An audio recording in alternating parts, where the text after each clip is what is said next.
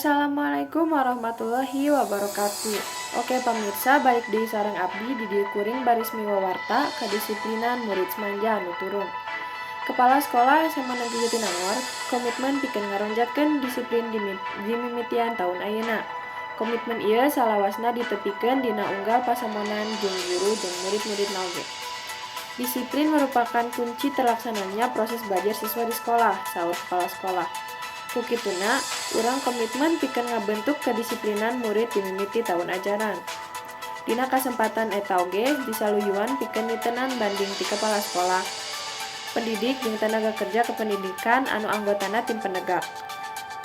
Sakola geus meuredi ka siswa pikeun sesuai jeung sagala aturanana. Sasaran utama seragam sakola dimimitian ti kaos, calana torok, sapatu, jeung kaos kaki. Salieun ti eta ditujukeun pikeun murid laki-laki anu buukna panjang tur teu rapih. Askeun pikeun ngawas ngarespon kana sikap ieu. Kalayan program jaga gerbang jeung razia dilaksanakeun unggal 3 bulan. Sanaos seueur usaha anu dilakukeun ku OSIS sareng MPK sakola masih seueur oge anu siswa nu ngalanggar. Sakitu wae ti abdi. Wassalamualaikum warahmatullahi wabarakatuh.